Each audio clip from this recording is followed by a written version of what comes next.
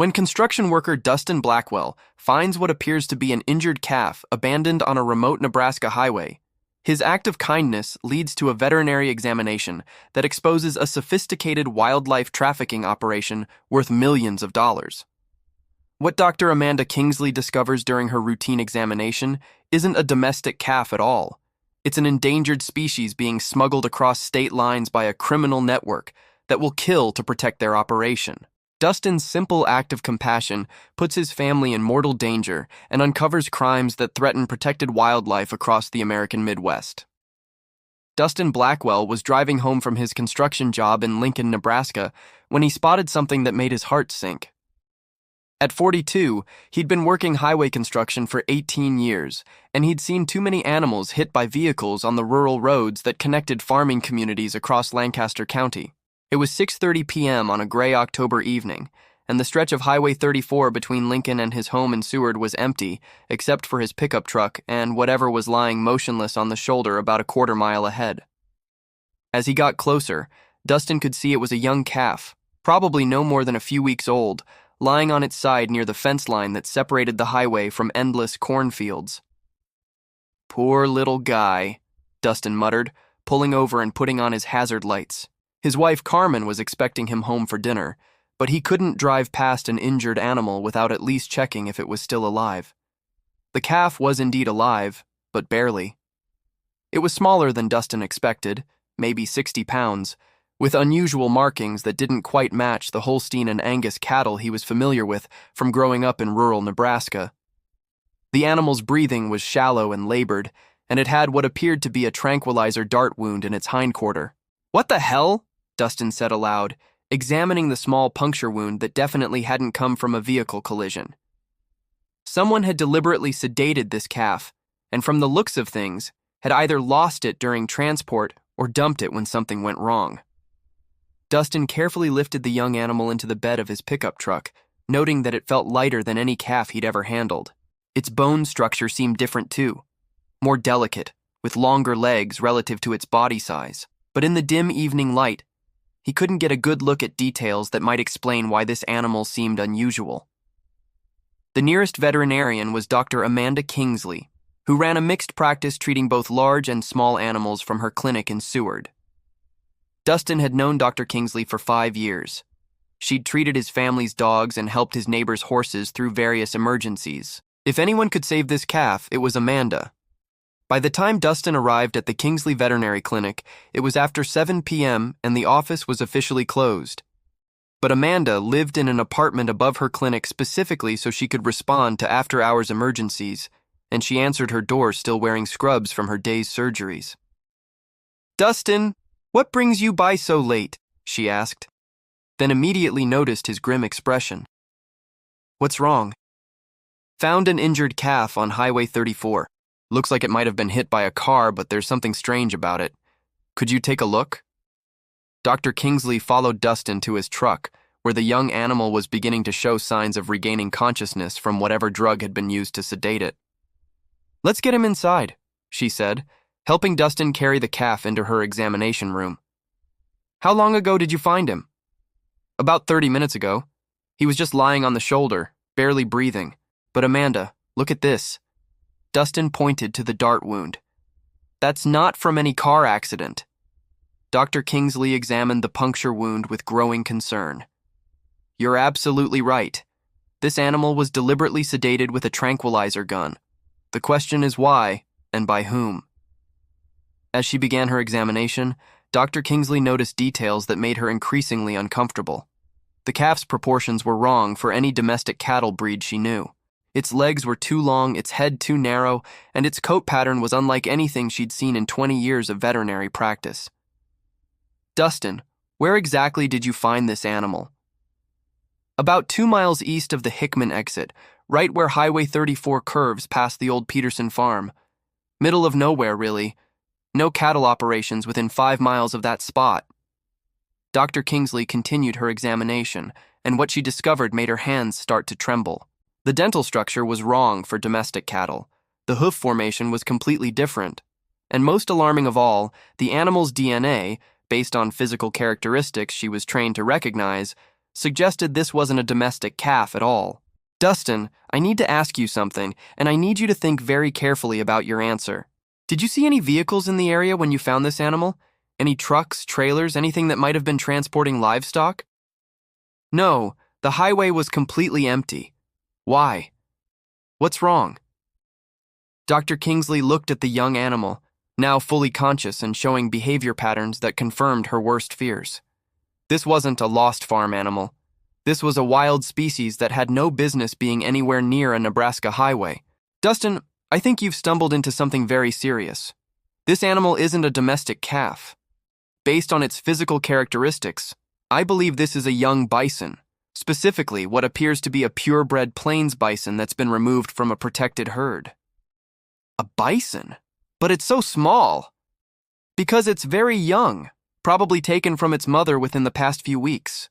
Dustin, trafficking in protected wildlife is a federal crime, and whoever is doing this has access to professional tranquilizers and transport equipment.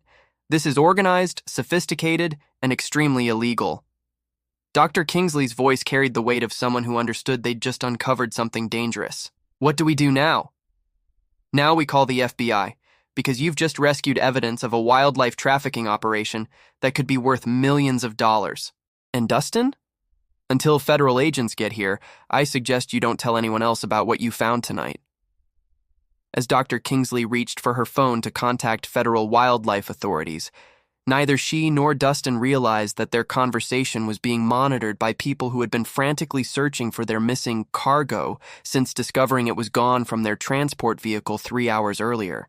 The simple act of saving what appeared to be an injured calf had just put Dustin Blackwell and his family in the crosshairs of criminals who killed to protect trafficking operations worth more money than most people see in a lifetime. And the young bison sleeping peacefully in Dr. Kingsley's clinic was evidence that could send dozens of people to federal prison, if Dustin and Amanda lived long enough to testify about what they discovered. If you're enjoying this story, give it a like and subscribe to the channel for more stories like this. Dr. Amanda Kingsley had made plenty of difficult phone calls during her 20 years as a veterinarian, but she'd never had to contact the FBI about a potential federal crime involving wildlife trafficking. As she dialed the number for the Nebraska office of the U.S. Fish and Wildlife Service, her hands were still shaking from the realization of what Dustin had unknowingly rescued. "This is Dr. Amanda Kingsley in Seward, Nebraska. I need to report what I believe is evidence of illegal wildlife trafficking involving protected bison," she said when the duty officer answered. "Ma'am, can you hold for Agent Rebecca Torres? She's our specialist in wildlife crimes." Within minutes, Agent Torres was on the line, and her questions revealed just how serious the situation had become. "Dr. Kingsley, you said you have a young bison that was found on a public highway with evidence of tranquilizer use." "That's correct. The animal shows signs of recent separation from its mother, professional sedation, and physical characteristics consistent with purebred plains bison from a protected herd." "Where exactly was this animal found?" Amanda relayed Dustin's description of the Highway 34 location, and she could hear typing in the background as Agent Torres entered the information into what was obviously a criminal database. "Dr. Kingsley, we've been tracking a sophisticated wildlife trafficking network that's been stealing protected animals from federal preserves across the Midwest. This could be the break we've been waiting for." "How serious is this situation?" "Serious enough that I'm driving down from Omaha tonight with a federal veterinarian and a protection detail. Whatever you do, don't let anyone know about this animal except the man who found it. These criminals have killed people to protect their operation." After hanging up, Dr. Kingsley felt a chill that had nothing to do with the October evening. Dustin was still in her examination room, gently stroking the young bison's head while the animal rested peacefully under sedation. "Dustin, the FBI is coming tonight. This is bigger than we thought." "How much bigger?" "Big enough that Agent Torres is bringing armed federal agents to protect us while they examine the evidence." Dustin's face went pale as the implications sank in. "Amanda, I need to call Carmen and let her know I'll be late." "What do I tell her?" "Tell her you're helping with a veterinary emergency that might take most of the night. Don't mention anything about federal agents or wildlife trafficking." But as Dustin reached for his cell phone, both of them heard something that made their blood run cold: the sound of vehicles pulling into the clinic's parking lot. multiple vehicles, with engines that sounded much more powerful than typical farm trucks. Doctor. Kingsley moved to the window and carefully peered through the blinds. What she saw made her grab Dustin's arm with urgent force. 3 black SUVs, tinted windows, and at least 6 men getting out, all wearing dark clothing. Are those federal agents? Federal agents don't arrive in unmarked vehicles before they've officially opened an investigation. Dustin, I think the people who lost that bison have found us. The clinic's front door was solid wood with reinforced glass, but it wouldn't stop determined intruders for more than a few seconds. Dr. Kingsley's mind raced through their options as footsteps approached the entrance. Back exit, Dustin whispered. Leads to an alley, but they probably have it covered too. A firm knock echoed through the clinic, followed by a voice that carried false politeness over genuine menace. Dr. Kingsley? We're with the Nebraska Department of Agriculture. We've had reports of stolen livestock in this area and need to examine any animals brought in tonight. Amanda knew enough about state agricultural departments to recognize that they didn't conduct investigations at 8 p.m. using teams of men in unmarked vehicles. Dustin, there's a storage room behind the X-ray equipment with a door that leads to the pharmacy. It connects to my apartment upstairs. Take the bison and hide there while I deal with these people. I'm not leaving you alone with them. You're not leaving me. You're protecting the evidence. If they get that animal, they eliminate the proof of their crimes and probably kill us both. As Dustin carefully lifted the sedated bison and moved toward the back of the clinic, the knocking at the front door became more insistent. Dr. Kingsley, we know you're in there. Your vehicle is in the parking lot and lights are on. We just need a few minutes to examine the animal that was brought in tonight. Amanda made a decision that would either save their lives or seal their fate. Instead of hiding, she was going to confront these criminals and buy Dustin time to contact federal authorities. I'm coming, she called out, moving toward the front door with her cell phone hidden in her lab coat pocket, already dialing 911. As she unlocked the door, Amanda realized she was about to come face to face with people who killed to protect wildlife trafficking operations worth millions of dollars. But she also knew that the young bison sleeping in her clinic represented evidence that could bring down an entire criminal network. The question was whether she and Dustin would survive long enough to deliver that evidence to the FBI agents who were still driving toward Seward, unaware that the criminals they'd been hunting for months had just walked into their trap. When Amanda opened the door, she found herself looking at 6 men who carried themselves with the confidence of people accustomed to getting what they wanted through intimidation and violence. Dr. Kingsley, the leader said with a smile that never reached his eyes. Thank you for cooperating. Now, where's the animal that was brought in tonight? I'm afraid I don't know what you're talking about, Amanda replied, hoping her voice sounded steadier than she felt. Doctor, let's not make this more difficult than it needs to be. We know a young bison was brought here by a construction worker named Dustin Blackwell. We need that animal back, and we need it tonight. The fact that they knew Dustin's name and profession told Amanda everything she needed to know about how sophisticated and dangerous these criminals were. But what she didn't know was that Dustin was already on the phone with Agent Torres, who was coordinating with local law enforcement for an emergency response that would turn Dr. Kingsley's veterinary clinic into the site of the biggest wildlife trafficking bust in Nebraska history. The simple rescue of what appeared to be an injured calf was about to become a federal case that would expose crimes spanning multiple states and save dozens of endangered animals from illegal trafficking networks, if Amanda could survive the next 10 minutes. While Dr. Kingsley faced down 6 armed criminals at her front door, Dustin was crouched in the storage room behind the X-ray equipment, holding the sedated bison calf while speaking in urgent whispers to Agent Torres. They're here right now, he told the FBI agent. 6 men in black SUVs claiming to be from the Nebraska Department of Agriculture. Dr. Kingsley is talking to them, but they know my name and they know about the animal. Mr. Blackwell, listen carefully. Agent Torres's voice was calm but urgent. We're 15 minutes out with local law enforcement backup. Do not confront these people directly. They're part of a trafficking network that's killed 3 people in the past 2 years to protect their operation. What about Dr. Kingsley? She's alone with them right now. She's buying you time. Use it to document everything you can. License plates, descriptions, anything that could help us identify these criminals. In the clinic's main area, Amanda was discovering just how much the trafficking network knew about their operation and how far they were willing to go to recover their stolen merchandise. "Dr. Kingsley, you seem like a reasonable person," the leader continued, his false politeness becoming more strained. "We're not here to cause trouble. We just need to recover some property that was accidentally lost during transport. I'm afraid you'll need to speak with local law enforcement about any lost property," Amanda replied, trying to maintain professional composure while her heart hammered against her ribs. "Doctor, I don't think you understand the situation.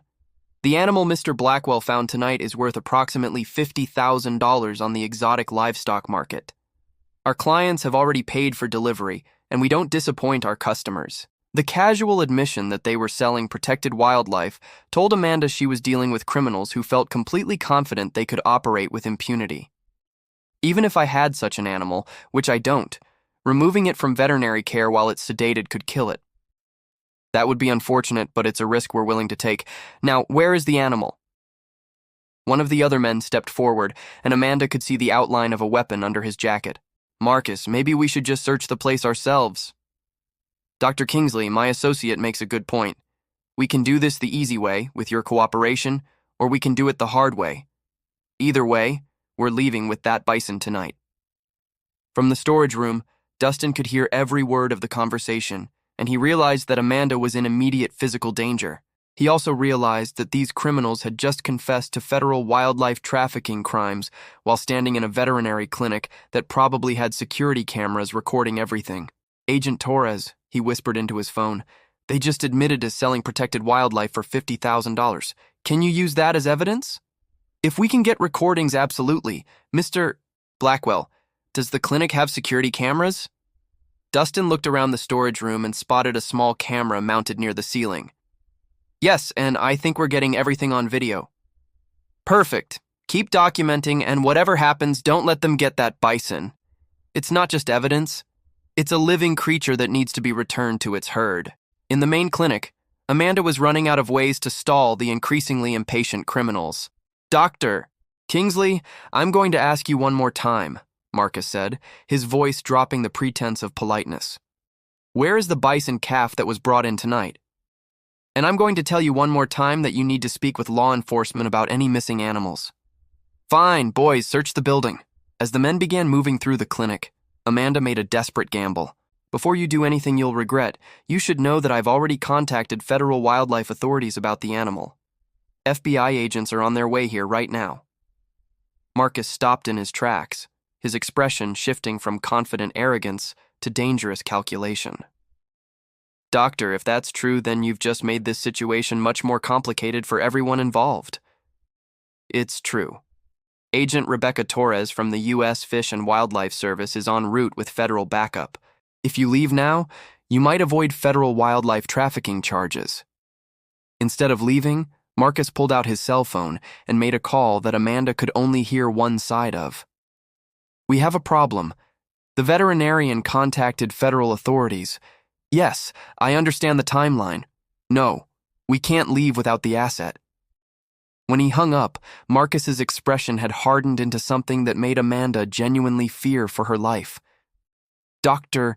Kingsley, my employers have made it clear that failure to recover this asset is not acceptable.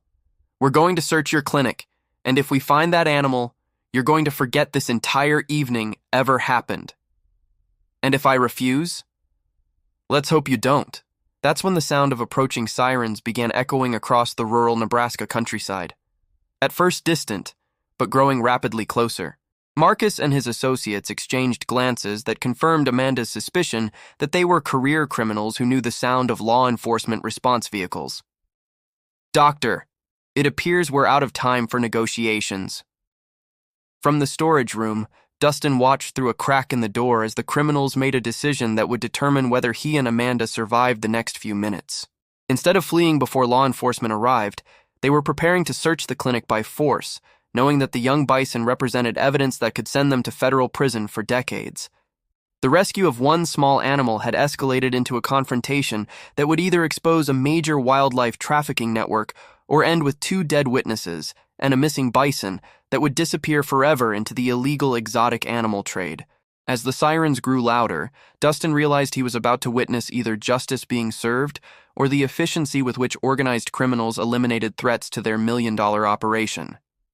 Either way, the simple act of stopping to help what he thought was an injured calf had changed his life forever. Agent Rebecca Torres arrived at the Kingsley veterinary clinic with a convoy that would have been impressive under normal circumstances: 2 FBI vehicles, 3 Lancaster County Sheriff's cars, and a specialized wildlife transport unit from the U.S. Fish and Wildlife Service. But when she saw the 3 black SUVs parked outside the clinic, she realized they were walking into an active crime scene with armed suspects already on site. "All units, we have suspects on location," Torres radioed to her team. "Treat this as a high-risk wildlife trafficking bust with potential for armed resistance." Inside the clinic, Marcus and his associates heard the convoy arriving and made a decision that would seal their fate. Instead of surrendering or attempting to flee, they decided to take hostages. "Dr. Kingsley, you're going to tell those federal agents that this was all a misunderstanding," Marcus said, producing a pistol from his jacket. "You're going to explain that the animal in question belongs to our legitimate exotic livestock business and that we're here to collect our property." "I won't lie to federal agents." "Yes, you will, because if you don't, both you and Mr. Blackwell are going to have unfortunate accidents tonight." From the storage room, Dustin could hear the conversation escalating and realized that Amanda was now being held at gunpoint. He also realized that Agent Torres and her team were probably surrounding the building, which meant any wrong move could trigger a shootout with Amanda caught in the crossfire. "Agent Torres," he whispered into his phone, "they've got Dr. Kingsley at gunpoint. They're demanding she lie about the trafficking operation." "Mr. Blackwell, can you see how many suspects are in the main area?" 6 men, at least one armed, probably all of them. They're positioned between Amanda and the front entrance." "Understood. We're going to attempt negotiation first, but I need you to be ready to protect yourself and that evidence if things go wrong." Agent Torres approached the clinic's front door with the tactical expertise of someone who'd spent 15 years investigating wildlife crimes that often involved dangerous criminals willing to kill to protect lucrative trafficking operations. "This is Special Agent Rebecca Torres, Federal Bureau of Investigation," she called through the clinic's front door. "We need everyone inside to come out with their hands visible." Marcus's response confirmed what Torres already suspected about the sophistication of this criminal network. "Agent Torres, this is a private business matter involving legitimate livestock transport. We're here to collect animals that belong to our licensed exotic breeding operation." "Sir, the animal in question is a protected plains bison, and transporting it without federal permits is a felony. We need to resolve this situation peacefully. The animal belongs to Wilderness Exotic Ranch, a licensed facility in Wyoming. Dr. Kingsley has our documentation." Torres knew immediately that Marcus was lying. There was no such licensed facility in Wyoming, and even if there was, transporting bison calves required extensive federal documentation that took months to process. "Sir, we're going to need to see that documentation and verify the animal's legal status. Please come outside so we can discuss this." "Agent Torres, we're comfortable where we are. Why don't you come inside and we'll show you our paperwork?" Torres had been in enough hostage situations to recognize a trap when she heard one. These criminals had no intention of surrendering peacefully, and they were probably prepared to eliminate witnesses rather than face federal wildlife trafficking charges. "All units, suspects are non-compliant and likely holding hostages," she radioed to her team, initiating containment protocols. Within minutes, federal agents and local law enforcement had surrounded the clinic, cutting off all escape routes while Torres attempted to negotiate a peaceful resolution. But inside the clinic, Marcus was making phone calls that revealed the true scope of the criminal enterprise they'd stumbled into. "We've got federal agents surrounding the clinic," he reported to someone Amanda couldn't see. "Yes, I understand the stakes. No, eliminating witnesses is not an option with FBI on site. I need an extraction plan within the next 30 minutes. Dr. Kingsley realized she was listening to communications between different cells of an organized wildlife trafficking network that operated across multiple states with enough resources to plan tactical extractions from federal law enforcement operations. "Marcus, who are you people?" she asked. "Dr. Kingsley, Let's just say that the illegal wildlife trade generates over $20 billion annually worldwide, and our organization handles a significant portion of the North American market. You're talking about dozens of protected species, hundreds of animals. We're talking about meeting demand from private collectors, exotic hunting preserves, and international buyers who pay premium prices for American wildlife that can't be obtained through legal channels. As Marcus spoke, Amanda realized the young bison sleeping in her storage room represented just one small piece of a criminal empire that was systematically looting America's protected wildlife for massive profits. From his hiding place, Dustin was documenting everything he could hear while Agent Torres coordinated what was becoming the largest wildlife trafficking bust in Nebraska history. Agent Torres, they're talking about a $20 billion international operation. This isn't just about one stolen bison. This is about a network that's been stealing protected animals from federal preserves across the country. Mr. Blackwell, we've been tracking this organization for 3 years. Tonight might be our best chance to bring down their entire Midwest operation. But Torres also knew that cornered criminals with this much at stake would do anything to avoid federal prison sentences that could last decades. All units maintain positions but do not engage unless civilians are in immediate danger. These suspects represent intelligence value that could help us shut down trafficking operations across multiple states. As the standoff entered its second hour, Marcus received a phone call that would determine whether the situation ended with arrests or bloodshed. "Understood," he said, after listening for several minutes. "Initiating Protocol 7, Dr. I." Kingsley had no idea what Protocol 7 meant, but the sudden change in Marcus's demeanor told her that whatever was about to happen would determine whether she and Dustin survived to testify about what they'd discovered. The simple rescue of an injured animal had exposed a criminal network worth hundreds of millions of dollars, and those criminals were about to make their final move to protect an operation that had been stealing America's wildlife for decades. Protocol 7, as Dr. Kingsley was about to discover, was the trafficking network's emergency plan for destroying evidence and eliminating witnesses when federal law enforcement got too close to their operation. But what Marcus didn't know was that Agent Torres had been tracking his organization for 3 years and had anticipated exactly this scenario. "Dr. Kingsley," Marcus said after ending his phone call, "in approximately 10 minutes, this clinic is going to experience an electrical fire that will destroy all evidence of tonight's events. You and Mr. Blackwell will unfortunately be trapped inside during the emergency. You're talking about murdering federal witnesses. I'm talking about protecting a business operation that generates over $50 million annually for our organization. Dr. Kingsley, you've seen too much. You know too much, and you represent a threat that my employers won't tolerate." But Agent Torres had been listening to the entire conversation through surveillance equipment that federal wildlife agents had deployed around the clinic.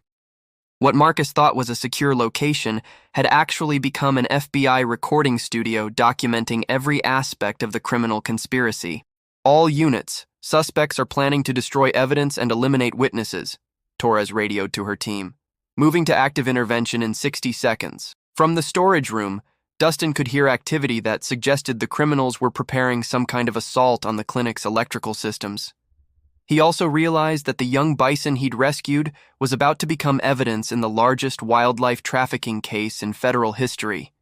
If any of them survived the next few minutes. "Agent Torres, they're talking about burning down the clinic with us inside," he whispered urgently.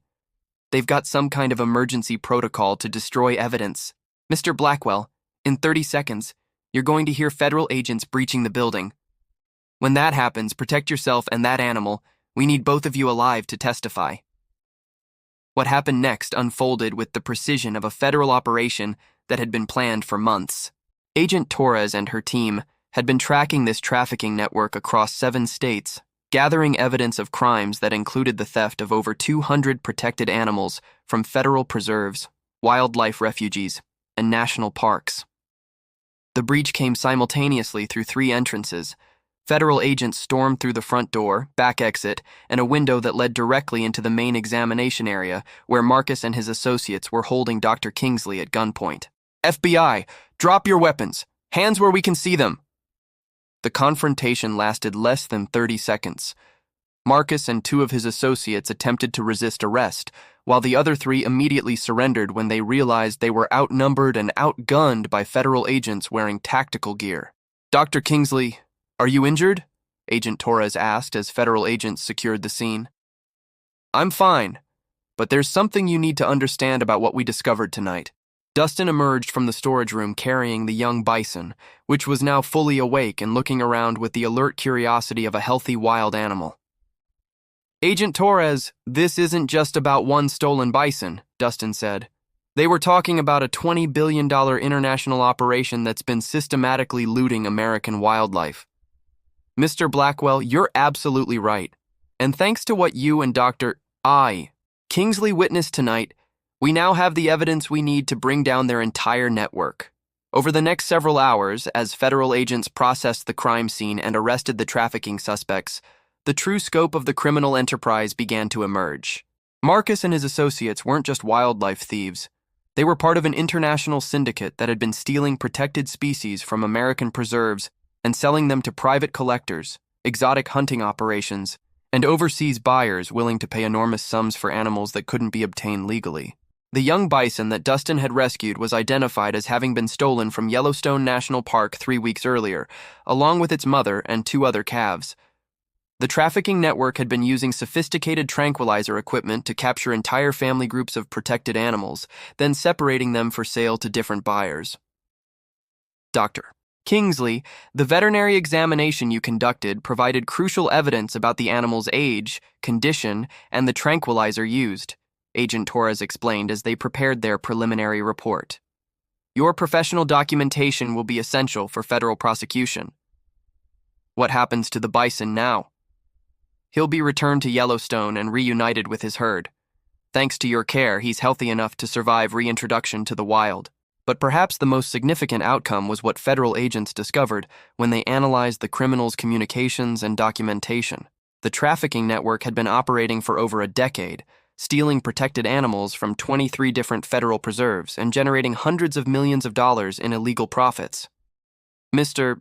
Blackwell," Agent Torres said as the investigation continued, "your decision to stop and help what you thought was an injured calf has led to the arrests of 47 people across 7 states. We've recovered over 150 stolen animals and shut down trafficking operations that were threatening endangered species across the American West." 6 months later, Dustin and Dr. Kingsley testified before a federal grand jury in a case that resulted in the longest prison sentences ever handed down for wildlife trafficking in United States history. Marcus received 25 years in federal prison, while his associates received sentences ranging from 10 to 20 years. More importantly, the case led to new federal legislation increasing penalties for wildlife trafficking and establishing better coordination between national parks and law enforcement agencies to protect America's endangered species. The young bison, now fully grown and thriving in Yellowstone, had become a symbol of successful wildlife protection and the importance of ordinary citizens who refuse to ignore suffering when they encounter it. For Dustin, the experience had been life-changing in ways he never expected. "I just stopped to help what I thought was a hurt animal," he told reporters after the trial.